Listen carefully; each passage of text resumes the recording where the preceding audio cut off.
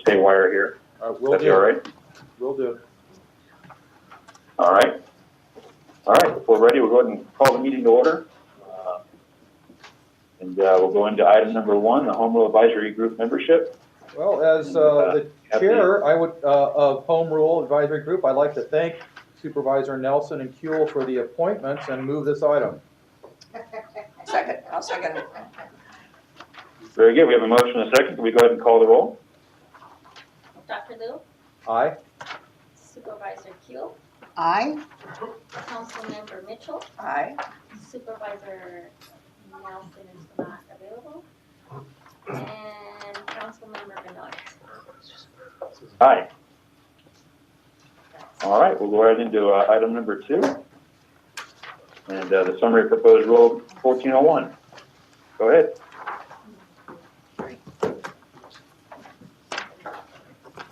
Morning. Morning. So by way of background, Rule 1401 is one of our umbrella toxics rules. It is the gatekeeper for all permits, new and modified permits, to ensure that they meet a specified health risk threshold.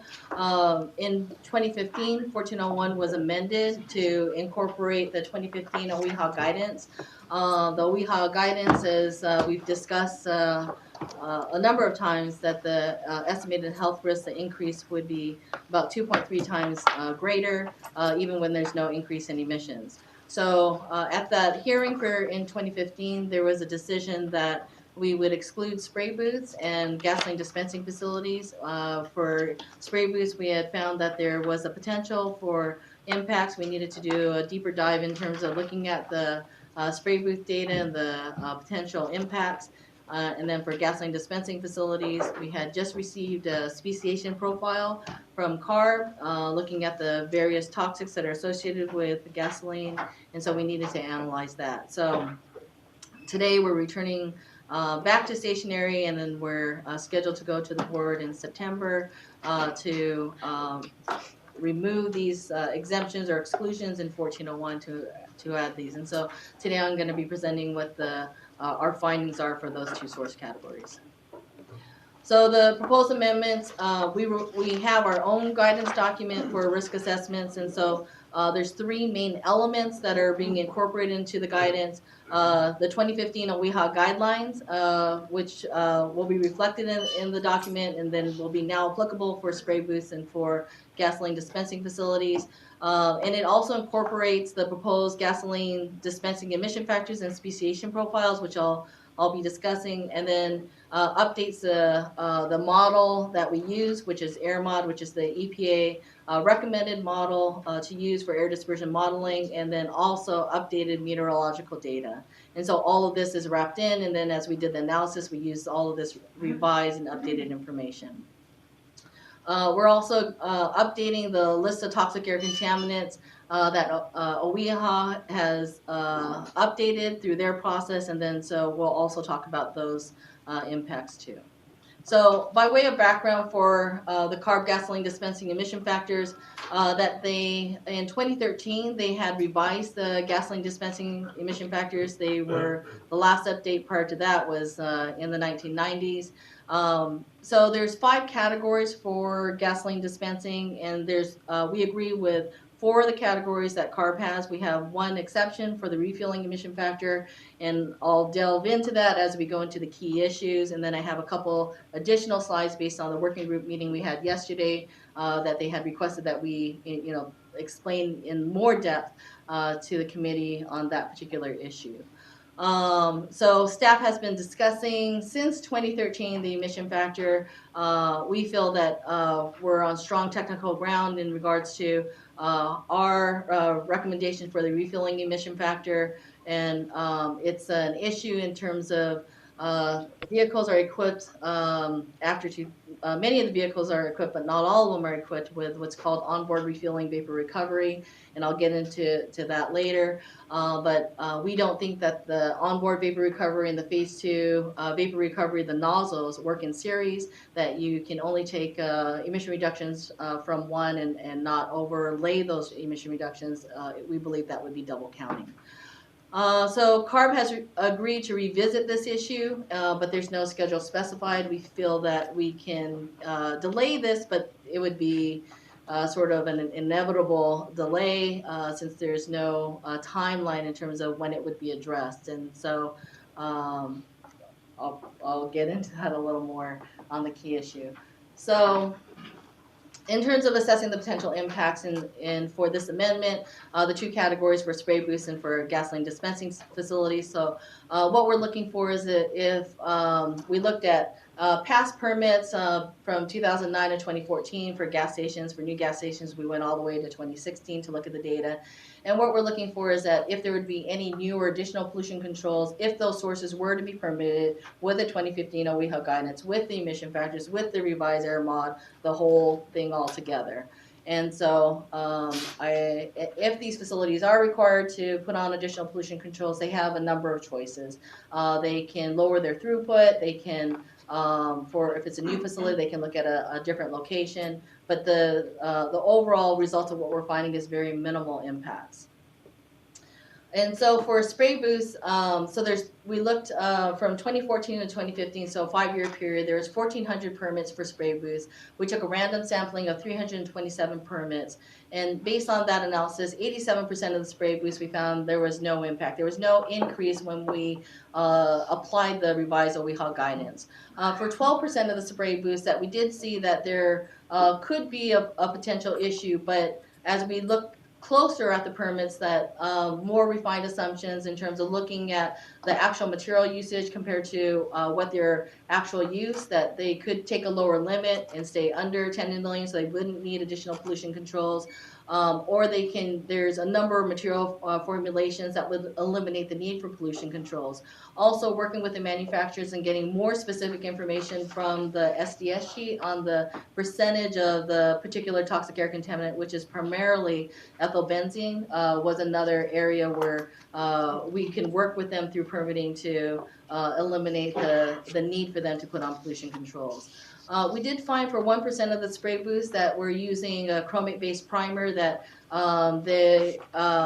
they would need to upgrade from HEPA to ULPA, that they were already using TBACT, but they would need to, there would be an increase that would go over 10 in a million. The incremental cost from HEPA to ULPA is very minimal. Where the cost would come from is that you would have more back pressure and you would need more ventilation, so there'd be costs associated with that ventilation. So staff's recommendation for the spray booths is that as we believe, as we looked at the past permits over the past 5 years, and if we were to move forward, that there'd be very minimal impacts for spray booths. So we're recommending that we move forward with the revised OEHA guidance and the revised risk assessment procedures. For gasoline dispensing facilities, we looked at the modifications and we looked at new permits. And so when we looked at modifications, there's 300 permits out of a sampling of 1,200. It was a random sampling. At all the modifications for gasoline dispensing facilities, we didn't see anyone that would go above 10 in a million. So gasoline dispensing facilities, unlike other individual source categories that come in for a permit, an individual piece of equipment has to meet 1 in a million. Gasoline dispensing facilities, we permit them as a whole, the whole entire facility, and then we permit them at TBAC, so they are allowed up to 10 in a million in their health risk. As we looked at new gas stations, we looked at gas stations from 2009 to 2016 in terms of permits that were issued. And we looked at what the impact would be if they were to use the new guidance with the emission factors. We found 97% of the gasoline dispensing facilities, there was no impact, meaning that their requested throughput, they would still get their requested throughput that they're asking for. 3% of the new gas stations that were doing a Tier 2 analysis, meaning that they're using a screening table, would have to go to a Tier 4 analysis, which would mean that they would have to do air dispersion modeling to demonstrate that they were still under 10 in a million, or they could take a lower throughput, or they could decide to reorient their emission sources, so therefore they're further away from the sensitive receptor, whether it's a daycare or a house, or what's driving that particular health risk. So when we looked at those, and as they moved into Tier 4, that we believe that they would still get the requested throughput at the Tier 4 level. So staff's recommendation is that we would move forward with the gasoline dispensing facilities using the revised OEHO guidance, the emission factors, and the risk assessment procedures. In regard to the key issues that I'd like to highlight is that we received comments from industry representatives that the pace of the rulemaking has been very fast. We had our first working group meeting in June. We've been talking about the emission factors. We've been presenting the results of our analysis on the spray booths and the gasoline dispensing facilities. In mid-July, July 12th, we released the screening tables, which are the heart of the appendix for the gasoline dispensing facilities. It's 4 pages. It's a simple calculation. You look at where your location is, you find out the distance, and then you use a multiplying factor times your throughput. So those were released on July 12th. It's available to the public to do that calculation.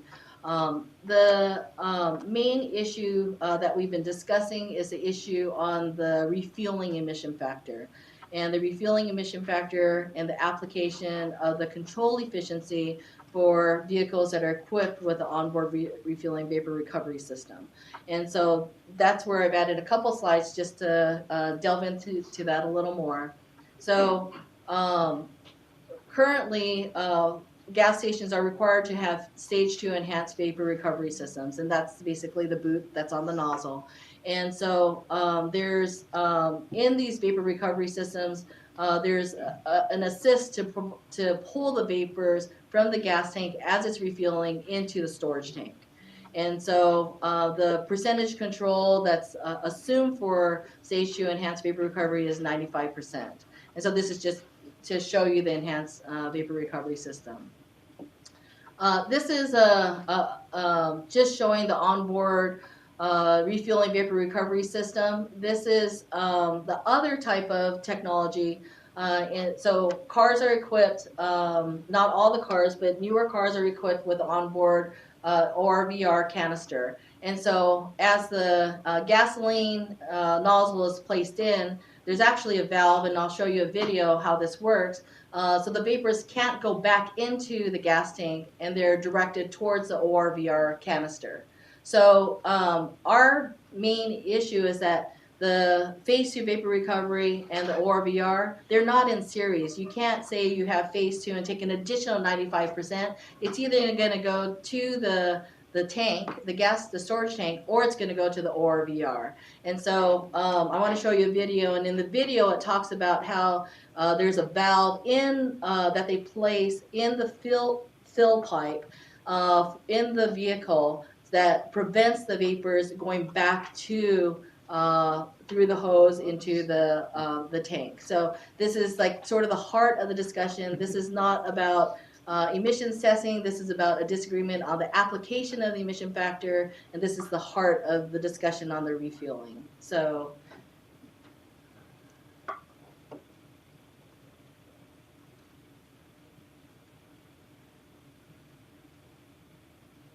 ORVR, Onboard Refueling Vapor Recovery. Here's how this proven technology works. The diameter of the filler neck is reduced and a valve is added. The line leading to the carbon canister is replaced with a hose slightly larger in diameter. And the small carbon canister is replaced with a canister large enough to capture multiple days of diurnal and all refueling evaporative emissions. With the ORVR system installed, we see the gasoline enter the tank. As before, the vapors and air are forced out, but this time, unable to escape through the filler neck, they vent out through the larger hose into the carbon canister. The smog-forming VOCs are trapped, and purified air is vented out into the atmosphere. As before, the engine will utilize the captured vapors the next time it's started. okay. So, what is the impact of ORVR? If we return to our earlier model, So that's so the discussion on the refueling emission factor is that CARB takes 95% control efficiency for the phase 2 vapor recovery, and then for ORVR applies an additional 95%. And so the emission factor comes out to 0.021. We believe that you're either going to get a 95% from phase 2 or you're going to get 95% from ORVR. but from the overall refueling, it's not a double counting. And so that's the fundamental difference that we have with CARB.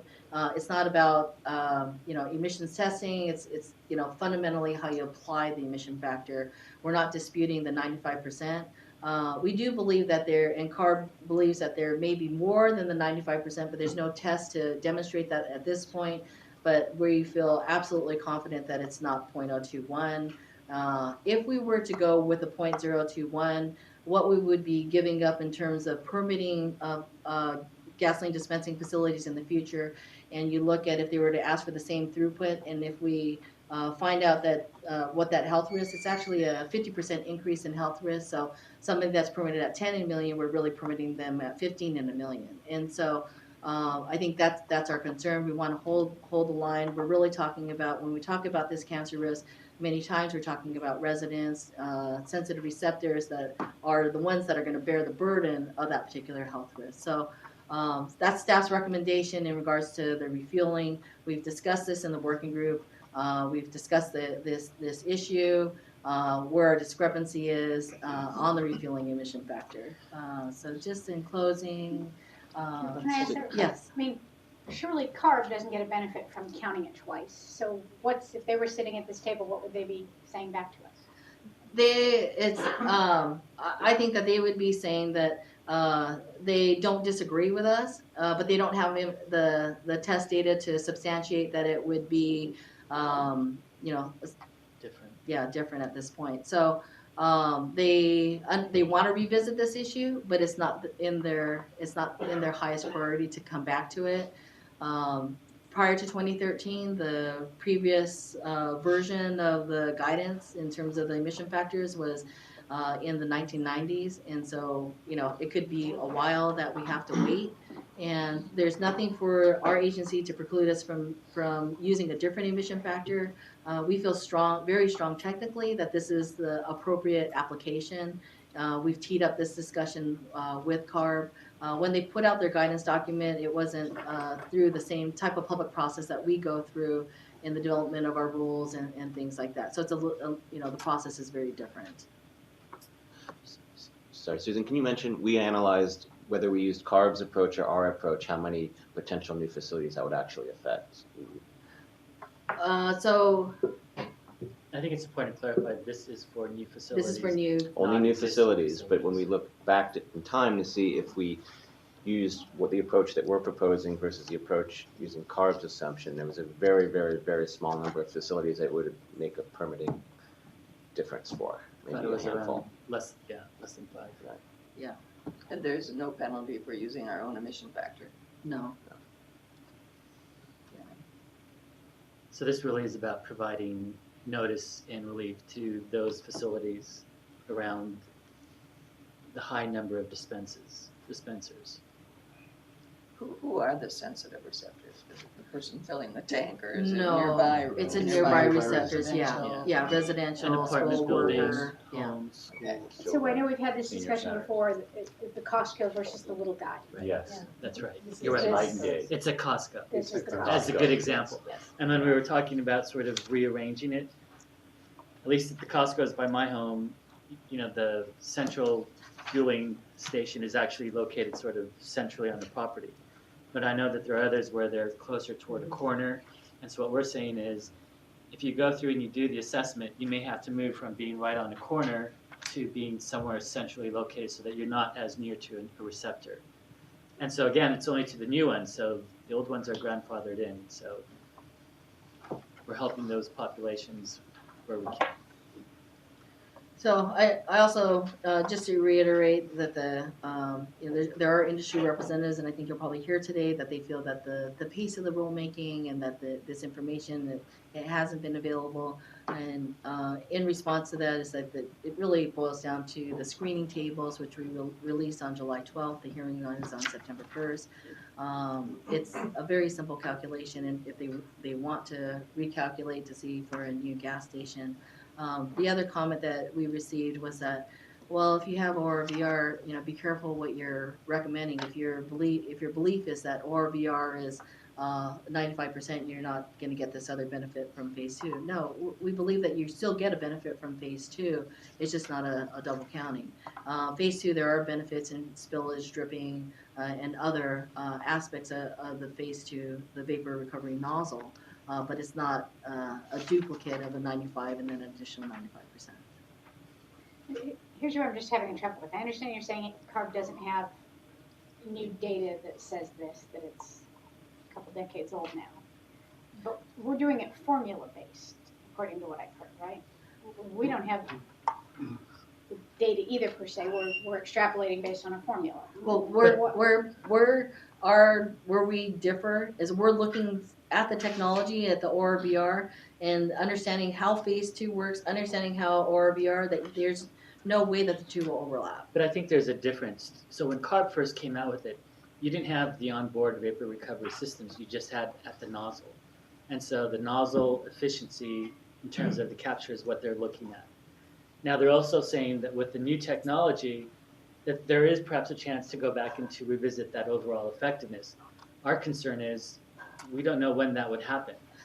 Yeah, they do. That's right. For like the prior to 2013, the ORVR wasn't included. So in the 2013, ORVR is included. But when they included the ORVRs, they included the refueling emissions as 0.021 instead of 0.42 because they double counted, assuming that the phase 2 occurs in series with the ORVR. I just don't understand why they're not willing to say, oh, whoops, we'll do it this way. That's what I'm...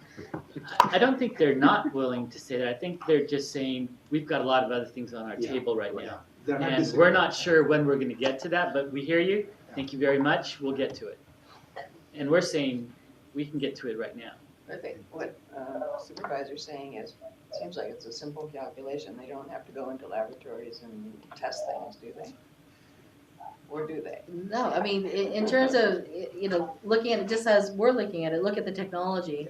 But I think I don't know if it's their process, I don't know. So they're fully double counting the ORVR component of the system. Right.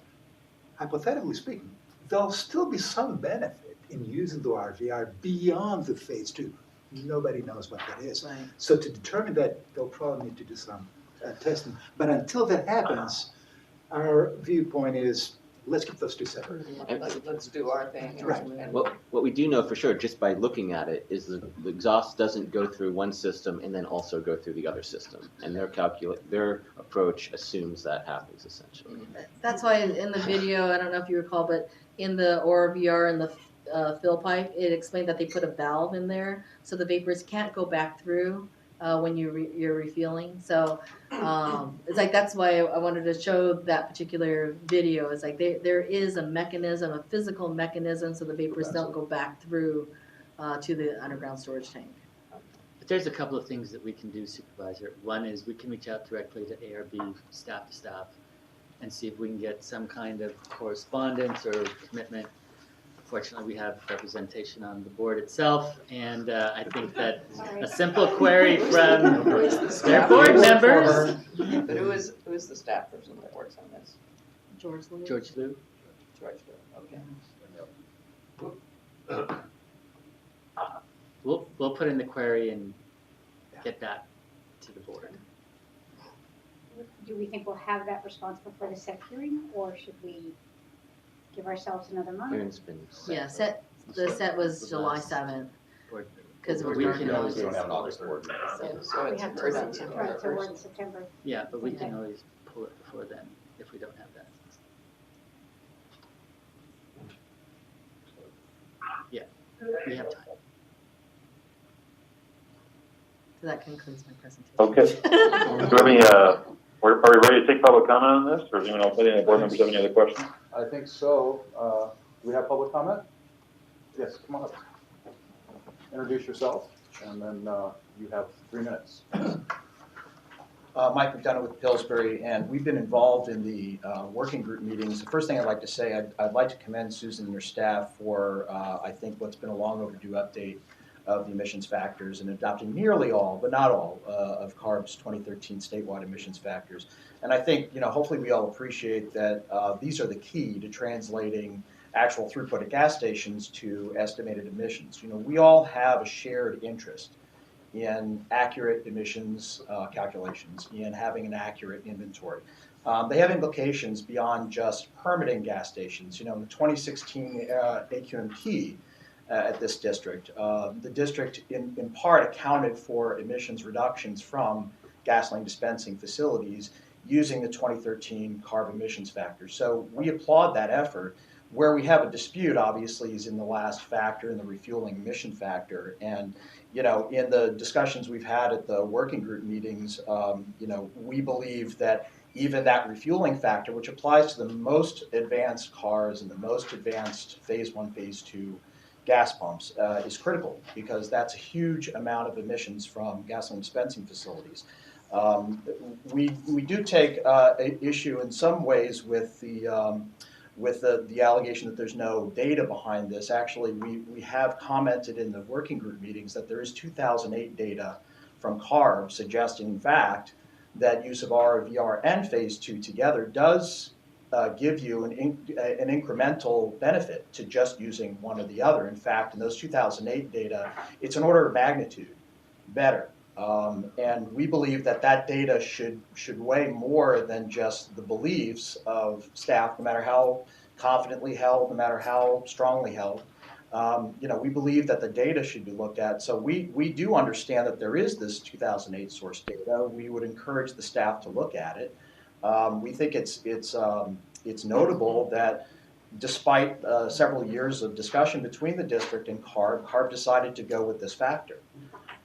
So there clearly is a disagreement, and it's not as if the district didn't get a chance to express its disagreement in those meetings. They worked with CAPCOA as well, and yet in 2013, December 2013, CARB did publish the 0.021 factors. So we think we can look at numbers here, and we think that if you do look at the data and the numbers, you're going to come up with a better number. And again, I don't think this is just merely about permitting gas stations.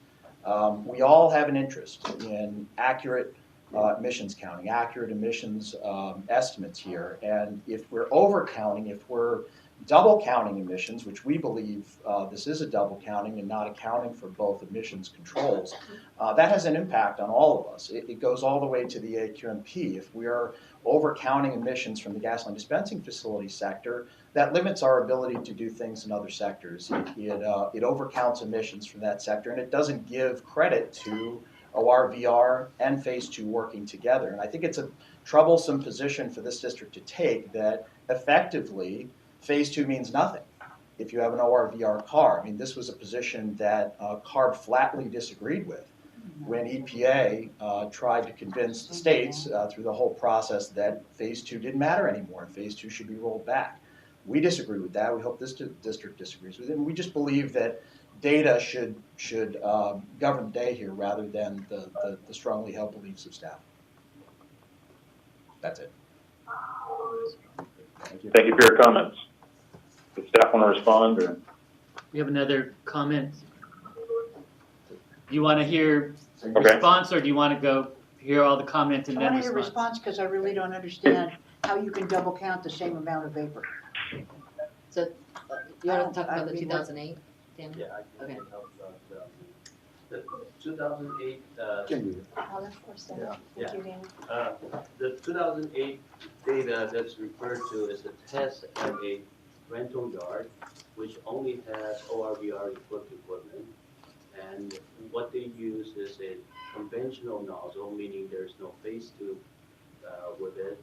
And the test was at the nozzle interface to see how much emissions is coming out of that nozzle fuel pipe interface.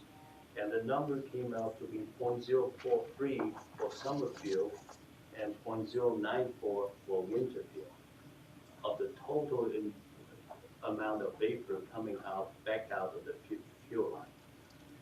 So that, if there was a phase 2, that would be the amount that would be taken care of by the phase 2 system.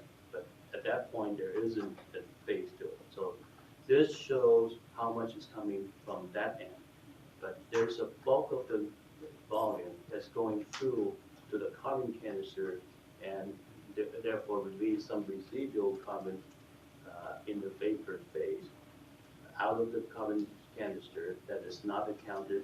And again, that amount of emissions does not go back to the nozzle because the place in the nozzle can't take care of that dam. The carbon canister you're referring to is on the vehicle. Yes, yes. So looking back at the video, that's where the bulk of the emission would have gone through because we all agree that for every uncontrolled gallon of emissions, there's 8.4 pounds of emission per 1,000 gallons of emission. So there is a very large amount of uncontrolled vapor that gone through the carbon canister that, again, afterward can release to the atmosphere. That part is not accounted for in this OA test. The OA test only account for the fuel pipe portion of that end of the emission coming out.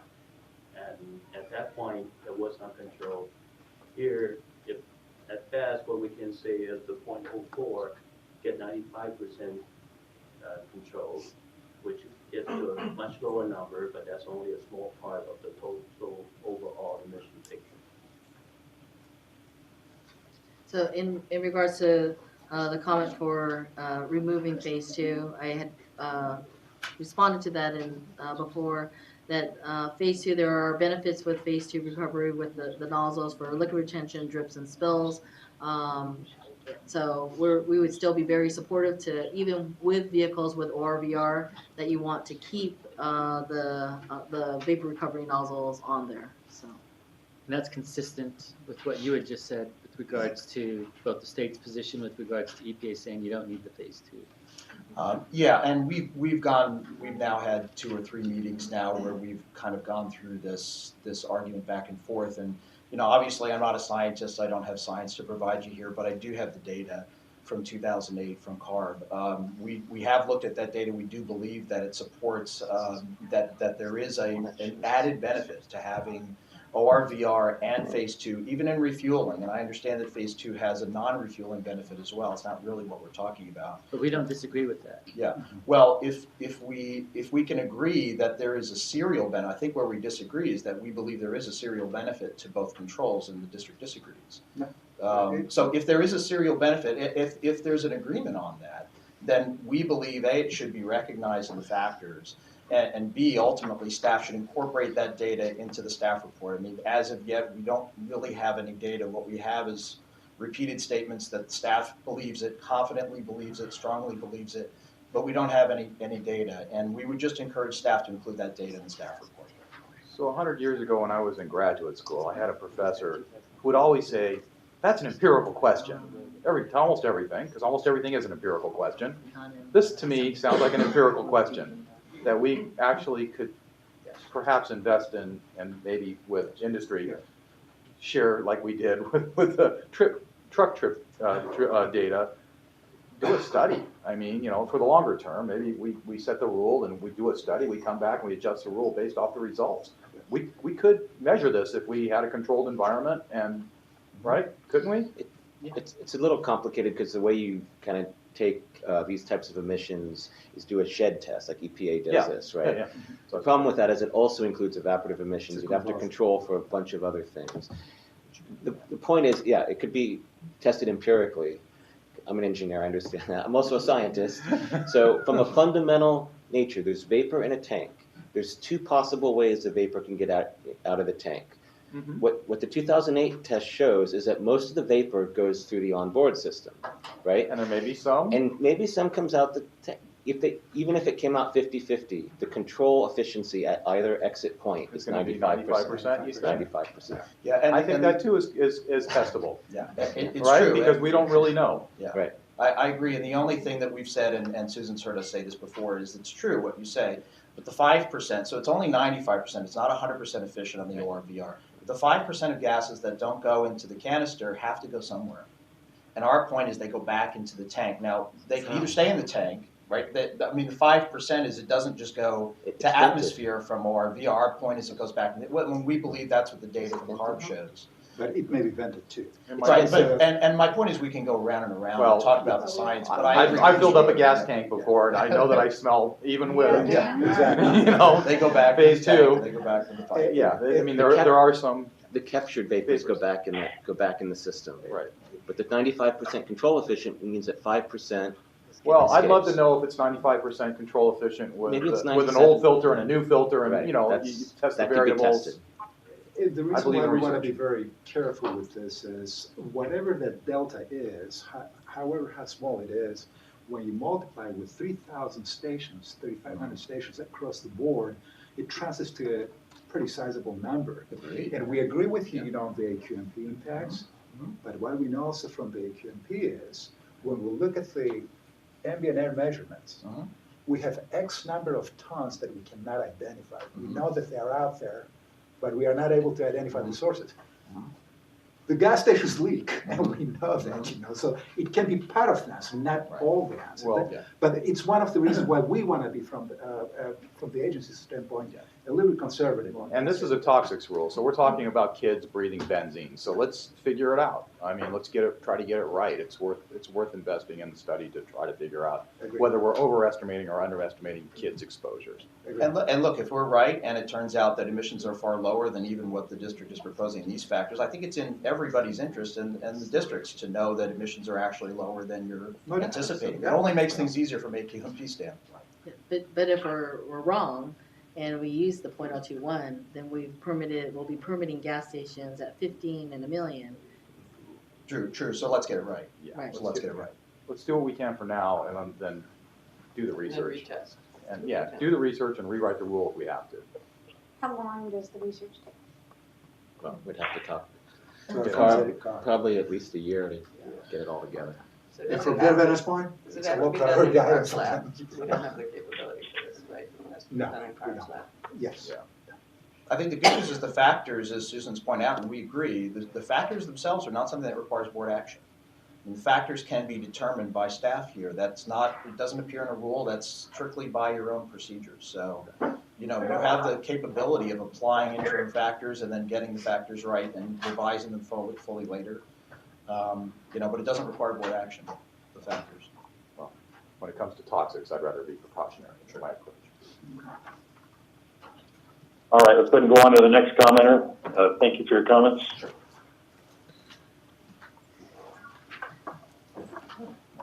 Good morning. Introduce yourself so I sure will. Patti Seneca, I'm the Director for Western States Petroleum Association for Southern California.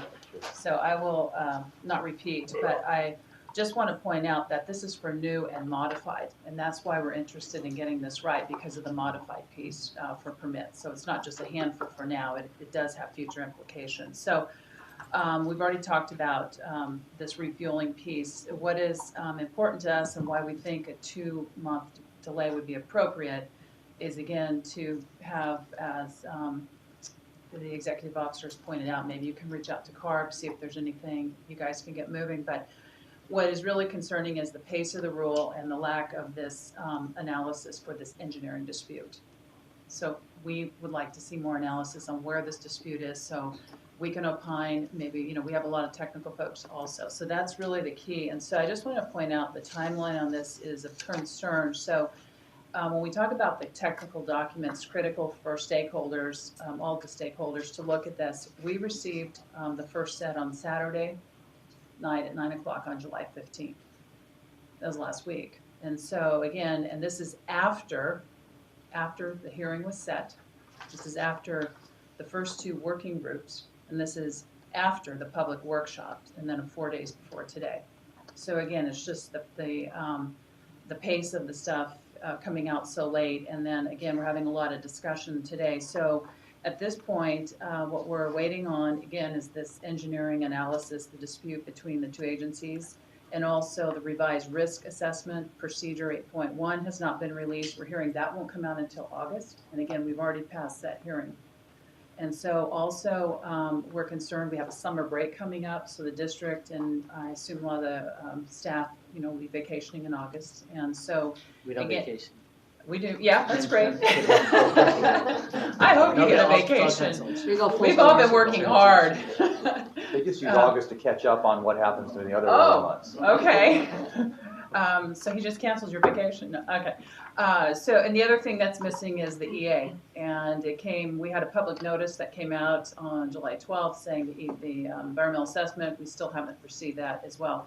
So what we're suggesting and, based on the timeline here is just everything is very compressed. There's a lot of, this one piece is what we're talking about. It is technical. The fact that CARB has agreed to revisit this, I'm hearing, there's issues there, but, if there's a way to at least see the analysis from the staff on the dispute, the engineering dispute, that would help. And again, the reason we're concerned is it's not just new, but it's also modified. So this does have future implications. So we're simply, our opinion would be allow the reach out to take place, see if that yields anything, or at least delay it by 2 months, because again, this is set for September. August is kind of a month where not a lot of interchange is going to be available due to everybody's holiday schedules and stuff. So August is kind of not there. So we're really talking about now and then boom, September. And so again, it's a little complicated and it doesn't give the board assistants a lot of time to do their work to help the board members as well. So we're just asking simply for this, move it to November so we can continue to work together.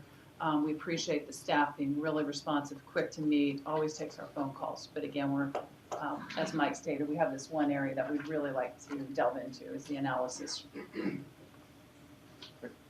So my response would be. Yes, thank you. Go ahead, Wayne. Thanks, Mr. Chairman. If we may, we still have time. We will be working during August. We will be available during August. We're not going to be slowing down. And you have certainly my commitment that we'll reach out to ARB. We'll be able to address these issues. If we haven't been able to provide the technical information, get the response back from CARB in a way that gives you sufficient time to review and provide comment, then we can always pull it before the September timeframe. My point being, I don't think we need to do that right now. I've got at least 30 days before we really need to do anything. But we'll certainly address all of these points that were raised. Again, We're going to co-fund the research, right?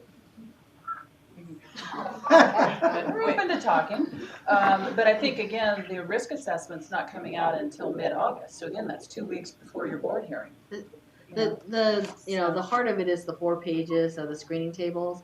The risk assessment procedures has it's everything and that's not even applicable to gas and dispensing facilities. It's the whole guidance. Again, we have a disagreement. We want to see all the documents. And if we're not having everything out, the EA is not out. And again, so by the time everything is out, it's 2 weeks before the board hearing. We're doing a notice of exemption for this rule. We've looked at what the potential impacts are, and based on the analysis and the permitting, we believe that a notice of exemption is appropriate. So that was a secret document that we had decided to do. You'll be able to read that We in a have minute. till, give us 30 days, and we'll make a decision at that point.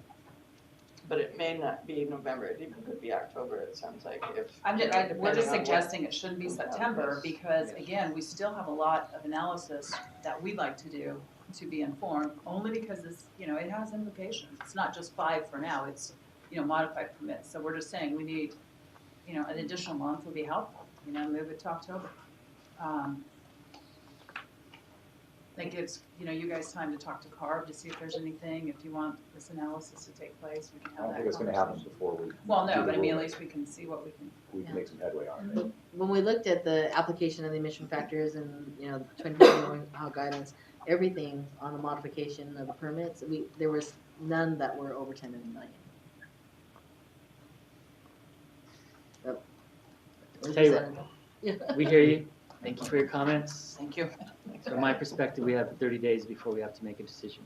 And if we can get the information out in a sufficient amount of time that you can have your analysis before then, great. If we don't have it, then we'll come back to the board and make a recommendation to perhaps pull it. But Very good. Our goal will be to get it out in time. All right, do we have any other commenters? Oh, well, another one? Another one? Okay, let's try and stick to 3 minutes this time. We've got, I think, 15 and 20. I think it's 20. I'm sorry, I thought I saw 11:47 on the agenda. We can bring it back if you want. We can bring it I think you back. had a nightmare, Bill. Yeah, we could eliminate some of those exemptions if you need to. Hi, good morning. I'm Bill Lamar, the Executive Director of the California Small Business Alliance, and I'm speaking for one of our members, California Independent Oil Marketers. You should have received their letter of July 19 where they outlined their concern about staff's rush to bring this rule to the governing board before all the data has been completed, evaluated by stakeholders, and any issues over which there is legitimate disagreement are addressed, understood, and resolved. The red boxes in the graphic shows where staff committed to release certain data to the working group and either release partial data or no data at all. Two items that are not included in the graphic but should be are the final staff report and the final draft rule. And as you can see from the schedule, we won't be able to see or comment on them until the day of the proposed September adoption hearing. As you've seen from staff's presentation, there is considerable disagreement between us and the staff, and also between staff and CARB staff, primarily over emission factors and test methodology. An agreement on an acceptable emission factor is essential for gas station owners. Staff maintains that the emission factor developed by their engineer is correct and protective of public health. CARB's highly experienced engineers steadfastly support a different factor, and I'm sure CARB would take umbrage at being seen as less concerned about public health than this agency. SCAQMD is justifiably worried over staff's perception that only a handful of new and expanding gas stations would be affected by this amendment. We're very concerned about how their unsupported emission factor for this rule will affect existing gas stations when Rule 1402 comes up for amendment, and hundreds of existing gas station owners are faced with the same costly and unnecessary compliance options. Remember, many of these are small businesses by definition, whether they have one or multiple stations, whether they're high volume or low volume, and of course their proximity to sensitive receptors. Staff would like your approval to send this to the governing board in September. We want them to wait until November to follow all the steps in the normal rulemaking process before imposing costly and unnecessary difficult rule on gas station owners. We would also like you to direct staff to convene a working group to include CARB, this agency, and us, so that all of us can discuss the reasons behind the longstanding disagreement about emission factors and come to an agreement that will be equitable to gas station owners statewide and also protective of public health. Thank you. Yeah, so, sorry. In regards to the staff report and the rule, we released the draft staff report and the rule on June 16th. So we don't, finalize that until the 30-day package and in the board letter, then we have, another version of the rule. So I'm not sure, where that. Well, at yesterday's working group meeting, Phil was mentioning that there was still data to go into the draft staff report. You weren't specific to what that was, but nevertheless. We agreed that we would provide further explanation of this engineering disagreement, which we've been discussing not only with this working group, but with CARB for years. So we could provide committed to further explanation that's already provided and it's already beyond what's already provided in the staff report. So, but when I'm looking at the schedule and the issues you have with the schedule, this is very typical rulemaking schedule, as Susan was saying. We released in June a draft staff report and draft rule. It's almost as if you're forgetting that there's a whole month of August that exists here. And I know a lot of people are on vacation on August, with some exceptions, but this is a pretty typical rule schedule. And if August being a normal month, that would be the time we would work out any of these remaining disagreements. I also draw your attention to, the second entry from the bottom is July 21st. The next entry there is a public hearing. So any of this missing data or partial data unless you have something else in here, in August, there's no entry for August. Well, We're not We're not gonna see Yeah, this we, all. we didn't list all that, between July and September, we can have another working group meeting. We have the 30-day document, which is, I think, due August 2nd, somewhere around there. Then we have the board package, which will be about a week and a half before September 1st. So there's other dates in between there. We generally don't list those dates when we talk about the schedule. If the working group desires another meeting, we can have another meeting with the working group. And I was encouraged by Wayne's comment at the earlier meeting, Mobile Source, where he said that there is no daylight between CARB and this agency. And we certainly think that applies here for this rule. So there shouldn't be, if there's a disagreement or daylight, there shouldn't be, where the regulated community is caught in the middle. So there's no daylight on the approach with regards to indirect source rules. There may be some daylight in the same way there's daylight between US EPA and ARB on a host of issues. And just because EPA may take one position doesn't mean that's the position that the state or we at the regional level will adopt. So there is that good exercise of individual understanding, but I understand your concerns. I believe we have the time to address those concerns. I think we've demonstrated that we can do that. And if we don't, or if we're not able to get the information out in a timely way, it allows for a full review. I'm sure I won't be the only person to hear it. I know our board will hear it, and I know that they will look at me and we'll take the appropriate action. So we've heard 3 commenters thus far, and my position is still the same. We hear you. We'll look at this. We'll try to get the information out in a timely manner, and if we can't get it out in a timely manner, we can always pull it for another 30 days or whatever the time it may take. Yeah, one. All right, very good. Do we have another public comment? Yeah. Endless stream of people I'll be using their. Kurt Coleman, Southern California Air Quality Alliance.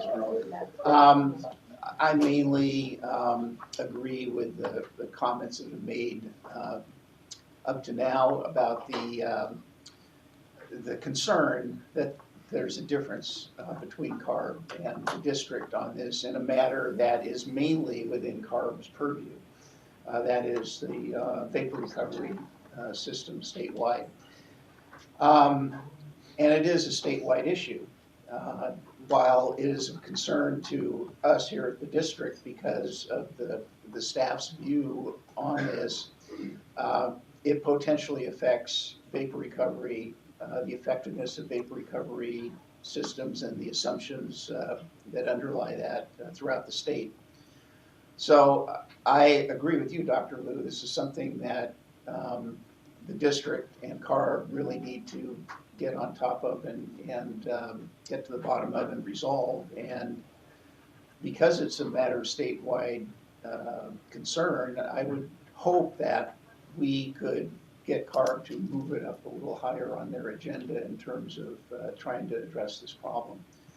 I just think it is not good policy to go into a rulemaking hearing with a major technical issue like this unsettled between the agency that promulgates the regulations and their assumptions and an agency that looks at their data and decides they don't like it and we're going to go with a different emission factor. So if it takes time to resolve that, I think it would be good to take the time. And if it can be resolved quickly, all the better. Thank you. Looks like we've run out of commenters. Oh, no.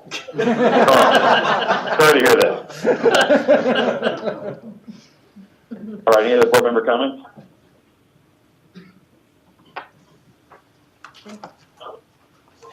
Hearing none, I think we're good to go on to the next item unless there's something else.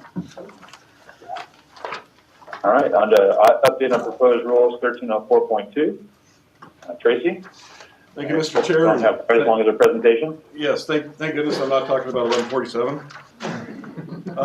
Mr. Chairman, just real briefly, we committed to come back to you this month with regards to an update on the development of rules 1304.2 and .3. Staff in 2016 was in active development of those 2 rules. And we presented a summary of where we were in September of 2016.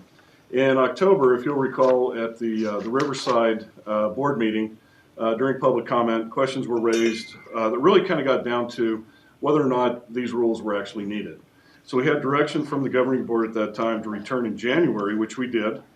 And at that time, staff recommended, based on the power projects that had been submitted and that we were anticipating to be submitted, that we suspend rulemaking and that we would return this month to give the committee an update. With that, talking about some of the power projects that have been submitted, Stanton Energy Reliability Center, they still do not expect to need offsets from the open market, and that is in the permitting process. Last month, we did receive permits from Glendale with regards to their Grayson project, and we are currently in the process, our permitting engineers are in the process of evaluating the potential need for ERCs in that case. For AltaGas, Pomona, they requested from the CEC that they put that project on hold for 1 year as they continue their work. LADWP has a repower project that they're working on, but they've asked staff that we don't fast track that, but we just kind of continue on with our regular permit processing. And then for AES, Alamitos, and Huntington Beach, they did file applications under Rule 1304.1, and they did submit their first year annual fee for offsets of $7.2 million for both plants. But if you'll recall, previously we did come up with an implementation plan for the use of those funds, but until those projects are actually getting into the phase where those offsets are committed, those $7.2 million will remain in our fund. And then with that, given the current status that we have with our power projects, we just, staff recommends that we continue with the suspension on the rulemaking. And when we get further information as these projects are permitted and go through their process, we'll return to this committee and make further recommendations. So with that, Mr. Chair. Very good. Any board member questions? Not hearing any public comment? That was fast. Very good. Thank you, Tracy. All right, thank you, sir. We'll go on to item number 4, status report on Reg 13, source review. William? Reg 8, sorry. Reg 13. Yes, Reg 13. Good morning, Mr. Chair. I did have a guy. Okay, Good morning, sorry. committee members. Go ahead. I'm going to try and beat Tracy in time. This report is presented. Sorry, I wasn't timing him. This report is presented twice a year, once in preliminary and once in final. This is a final determination of equivalency. Just to give a little bit of history, we demonstrate the district's NSR program meets federal NSR offset requirements for major sources as required by EPA for sources that are exempt from offsets under AQMD's NSR Rule 1304. Again, a little bit more history. We produced these reports going back to 1990 when the amendment was adopted. Around 2002, 2004, EPA requested that we actually memorialize equivalency demonstrations in 1315. So we adopted the rule in 2006, 2007, and adopted a revised rule in 2011. EPA approved Rule 1315 into the SIP, and it became effective on June 25th, 2012. Okay, the federal NSR tracking system. It establishes procedures to demonstrate equivalency with federal NSR offset requirements. It tracks debits from and credits to our federal internal offset accounts for each criteria pollutant. We do an annual preliminary determination, as I mentioned. We also do a final determination, and we also do projections into the future.